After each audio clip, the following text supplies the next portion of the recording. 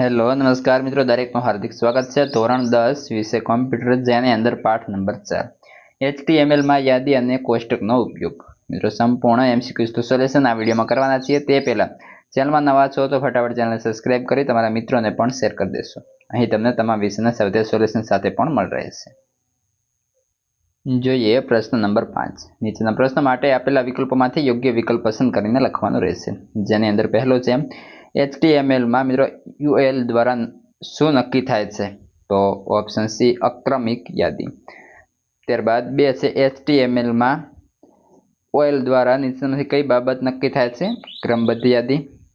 3 યાદીમાંથી વિગતોને નીચેનામાંથી કઈ ટેગ ઓળખી કાઢે છે? તો ઓપ્શન એ. ત્યારબાદ 4 બુલેટ્સ વગર યાદી રજૂ કરવા માટે નીચેનામાંથી કઈ ટેગની જોડી ઉપયોગમાં લેવાય છે? Option C. વધીએ વિકલ્પ નંબર 5 તરફ.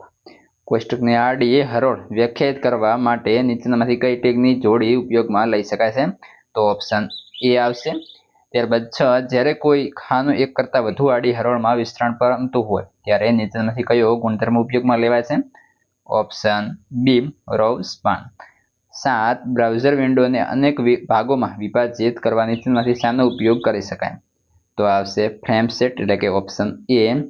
8 જો બ્રાઉઝર ફ્રેમને સમર્થન ન આપતું હોય તો તેના બદલે વૈકલ્પિક લખાણ દર્શાવતા નીચેનામાંથી કઈ ઉપયોગમાં લઈ શકાય? તો નો ફ્રેમ્સ. 9 જેની અંદર HTMLની ક્રમબદ્ધ યાદીમાં નીચેનામાંથી કયું બદલી શકાય છે?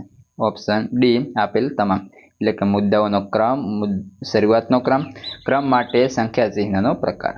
ઓપ્શન ડી સાચું બનશે. 10 HTML કોષ્ટકમાં નીચેનામાંથી કઈ વૈકલ્પિક બાબત છે? તો એ પણ આપેલ તમામ, ઓપ્શન ડી. કોષ્ટકનું નામ, કોષ્ટકનો મથાળો અને કોષ્ટકની ઊભી હરોળનું ગઠબંધન. મિત્રો આ હતા સંપૂર્ણ MCQs. હવે આગળના પાઠના MCQsની સંપૂર્ણ લિંક તમને આ વિડીયો ડિસ્ક્રિપ્શનમાં મળી જશે. જેથી અન્ય વિષયોના સૌથી સોલ્યુશન અને WhatsApp ટેલિગ્રામની લિંક આપેલ હશે, એ પણ જોઈન કરી લેશો.